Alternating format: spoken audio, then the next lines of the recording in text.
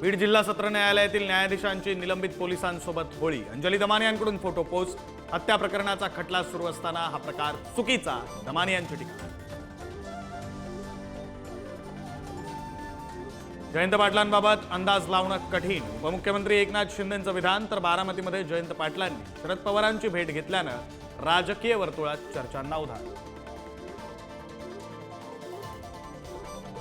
बीडमध्ये अमानुष मारहाण करणाऱ्या सतीश भोसले उर्फ खोक्याचं घर अज्ञातांनी जाळलं। वन विभागानं बुलडोजर चालवल्यानंतर रात्री 20 ते 25 जणांच्या टोळक्यानं लावली आग। सतीश भोसले उर्फ खोक्याला 7 दिवसांची पोलीस कोठडी। बीडच्या शिरूर कोर्टाचा आदेश। प्रयागराजमध्ये अटक केलेल्या सतीश भोसलेला विमानानं मुंबईहून संभाजीनगरला आणलं। लाडक्या बहिणींसाठी पैसे जमवताना सरकारची दमछाक। आदिवासी आणि समाज कल्याण विभागाचे 7,000 कोटी वळवले।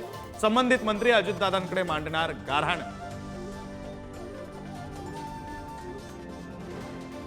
राज्यभरात होळी आणि धुळवडीचा उत्साह। मुंबई, पुणे, नागपुरात रंगांची उधळण तर कोकणात पारंपरिक शिमगोत्सवाची धूम।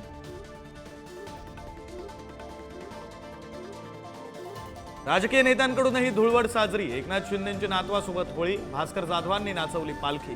गुलाबराव पाटील आणि संजय राठोडांनी केला डान्स। तर देशभरातील नेत्यांकडून रंगांची उधळण।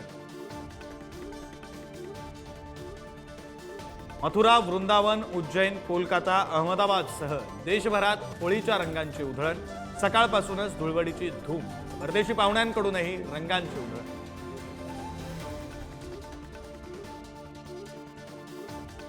भारतीय लष्कराच्या जवानांकडूनही मोठ्या उत्साहात होळी साजरी। पाकिस्तान, चीन आणि बांगलादेशच्या सीमेवर जवानांनी उधळले होळीचे रंग तर मिठाईचंही वाटप।